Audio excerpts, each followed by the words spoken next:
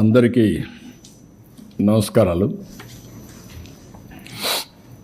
నేను ఎన్నికల సమయంలో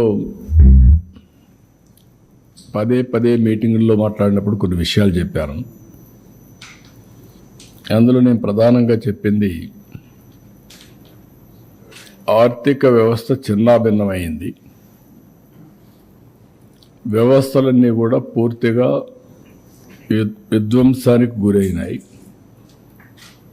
ఒక పక్క అమరావతి, పోలవరం, అమరావతిని 3 రాజధానులని 3 ముక్కలాటాడి ఫైనల్గా ఏది లేకుండా అమరావతిని సర్వనాశనం చేశారు, భ్రష్టు పట్టించారు. పోలవరం ఆంధ్రప్రదేశ్కి ఒక లైఫ్ లైన్, జీవనాడి. అలాంటి అమరావతి పూర్తిగా అంటే పోలవరాన్ని గోదావరిలో కలిపేశారు. ఎవరికి అంతుబట్టినటువంటి విషాదం అది. ఈ విధంగా ఒక్కోటి కాకుండా ఎవ్వరికి ఫ్రీడమ్ లేకుండా రాష్ట్రానికి రావాలన్నా ఈ రాష్ట్రంలో పుట్టిన వాళ్ళు భయపడే పరిస్థితికి వచ్చారు.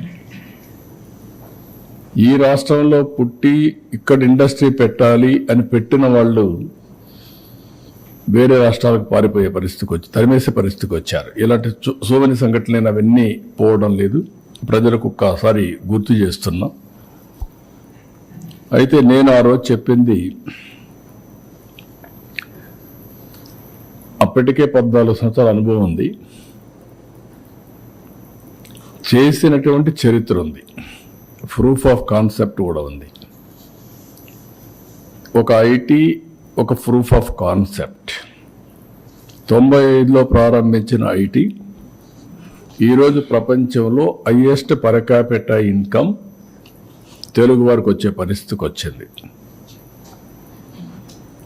హైదరాబాద్ నగరం ఇండియాలో నెంబర్ 1గా తయారై తెలంగాణ రాష్ట్రానికి హైయెస్ట్ పర్ క్యాపిటా ఇన్కమ్ చేకూర్చే పరిస్థితికి వచ్చింది. ఇలాంటివి కోకొల్లలు. ఆ అనుభవంతో నేను ఆ రోజు ప్రజలకు ఒకటే చెప్పాను, సంపద సృష్టిస్తాం,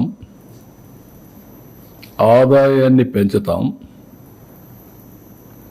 ఏదైతే సంపద సృష్టించాలంటే అభివృద్ధి జరగాలి, అభివృద్ధి వల్ల సంపద వస్తుంది, సంపద వల్ల ప్రభుత్వానికి ఆదాయం పెరుగుతుంది, ఆదాయం పెరిగితే దాన్ని సంక్షేమ కార్యక్రమాలు పెట్టి నిరంతరం పేదరికం నుంచి పేదవాళ్ళని పైకి తీసుకొచ్చే అవకాశాలు ఉంటాయని చెప్పి నేను చాలా సందర్భాల్లో చెప్పాను. చాలామంది కూడా అన్నారు ఇవన్నీ ఏంటి అవి ఇవన్నీ మాట్లాడారు. నేను నమ్మిన ఆర్థిక సిద్ధాంతం ఇది. నేను ఇప్పుడు కాదు, 95లో నేను ముఖ్యమంత్రి అయ్యాను. 91లో ఆర్థిక సంస్కరణలు వచ్చాయి.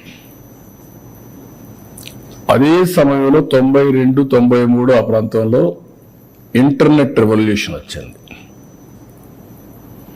ఈ రెండు కూడా ఇమ్మీడియట్గా అడాప్ట్ చేసుకోరు చాలామంది. ఒక పక్క ఆర్థిక సంస్కరణలు తీసుకొచ్చినప్పుడు అందరూ ఆలోచన ఏంటంటే ఆర్థిక సంస్కరణలు చేసింది కూడా inevitable situation, foreign exchange reserves లేవు, ఆర్థిక సంస్కరణలు తప్ప వేరే మార్గమే లేదు. బంగారు కూడా తాకట్టు పెట్టిన సందర్భం అది. అప్పుడు తీసుకొచ్చారు. కానీ నేను మనసా వాచా నమ్మాను కాబట్టి నేను ఓనర్షిప్ తీసుకున్నా. నేను మాట్లాడా, సెకండ్ జనరేషన్ రిఫార్మ్స్ని స్టార్ట్ చేశా. అందుకే మీరు చూస్తే ఈరోజు ఇన్ఫ్రాస్ట్రక్చర్ ఆల్ రిఫార్మ్స్ నేను నేరుగా చేశాను, లేకపోతే ఆనాటి ప్రభుత్వం దగ్గర చేయించాను. ఒక పవర్ సెక్టర్ రిఫార్మ్స్ నేను తీసుకొచ్చి, అందుకే ఎన్నో సందర్భాలు చెప్పాను, పవర్ సెక్టర్ రిఫార్మ్స్ తీసుకొచ్చి రాష్ట్రానికి వెలుగులు ఇచ్చాను. నేను అధికారాన్ని కోల్పోయాను. దట్ 2004.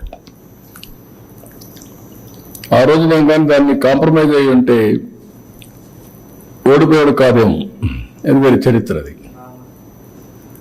విమానాశ్రయాలకి ఓపెన్ స్కై పాలసీ తీసుకొచ్చాను. ఫస్ట్ ఇండియాలో ఓపెన్ స్కై పాలసీలో ఫస్ట్ ఫ్లైట్ ఎమిరేట్స్ దుబాయ్ నుంచి హైదరాబాద్. గ్రీన్ ఫీల్డ్ ఎయిర్పోర్ట్లకు శ్రీకారం చుట్టాం. అది కూడా మీరు చూస్తే first airport Hyderabad green field airport. అదే మరి రోడ్లకు శ్రీకారం చుట్టాం.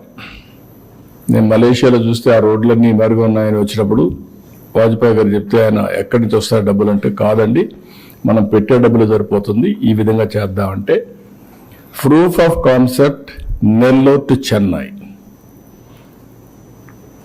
ఆ తర్వాత గోల్డెన్ క్వాడ్రిలేటరల్ రోడ్, ఇప్పుడు 2 లేన్ 4 లేన్ 6 లేన్ 8 లేన్ 14 ట్రాఫిక్ని బట్టి పెరిగిపోతున్నాయి. ఇవన్నీ కూడా చేసిన దానివల్ల సంపద వచ్చింది, ఆదాయం పెరిగింది.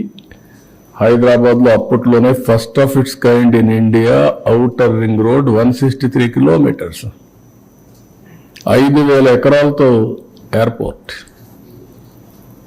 ఇవి చేశాం. అదే మాదిరిగా నేను టెక్నాలజీని అడాప్ట్ చేశాను. టెక్నాలజీ ఐటీ వల్ల ఏం జరుగుతుందో ఒకసారి చెప్పడం కాకుండా దాన్ని ఓనర్షిప్ తీసుకొని చాలా మంది ఎగతాళి చేశారు. టెక్నాలజీ ఐటీ తిండి పెడుతుందని. ఈరోజు ఆ ఐటీ తిండి పెట్టడం కాదు కానీ ప్రతి ఒక్కరిని ఎక్కడికో తీసుకెళ్ళిపోతా ఉంది. సెల్ ఫోన్ లేకపోతే ఎవరుండే పరిస్థితులు లేరు. ఇవన్నీ విజువలైజ్ చేసి ఆ రోజు చేశాం. ఈరోజు గవర్నమెంట్ వచ్చినప్పుడు నేను చెప్పిన విషయాలు మీ అందరికీ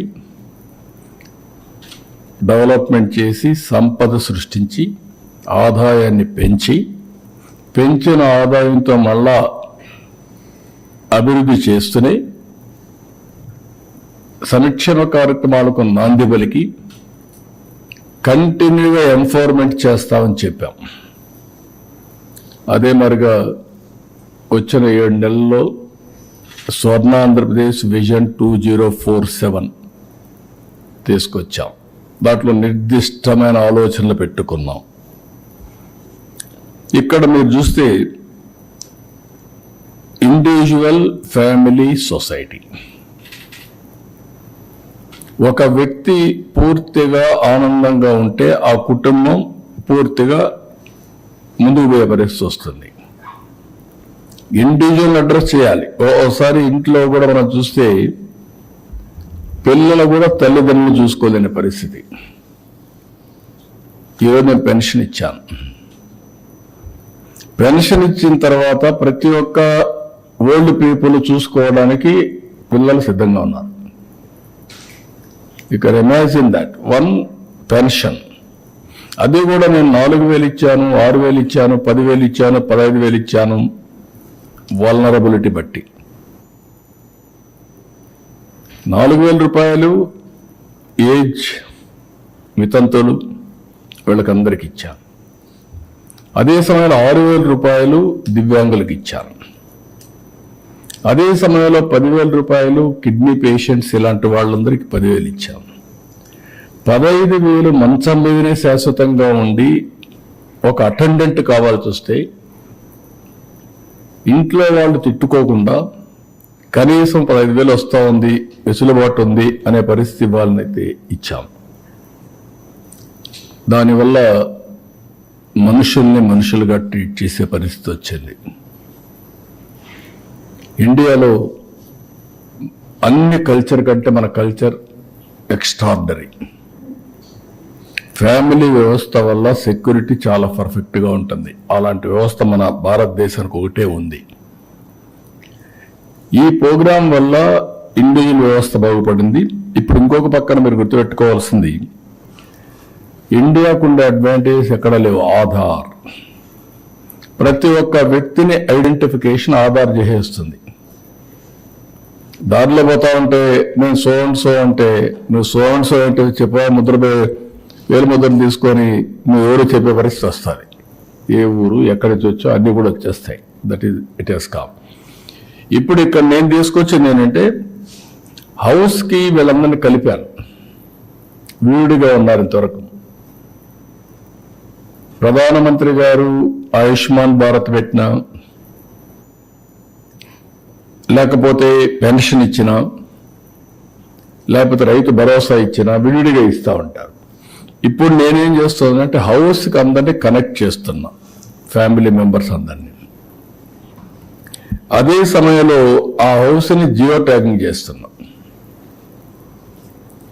అదే మాదిరిగా NPI account, national payment gateway కింద అన్ని కూడా తీసుకుంటున్నా. మొన్న నేను 10% ఇళ్ళకి డబ్బులు ఇవ్వాలంటే వరదలు వచ్చిన తర్వాత ఇవ్వలేకపోయా. ఎందుకంటే వాళ్ళ దగ్గర మా అకౌంట్స్ వాళ్ళ దగ్గర లేవు. కలెక్ట్ చేయడానికి చాలా టైం పట్టింది. ఇప్పుడు అందరు అకౌంట్స్ వస్తున్నాయి. ఇంటి మీద పంపించాల్సిన ప్రాబ్లం ఉండేది, ఇప్పుడు జియో ట్యాగింగ్ చేసేసాం.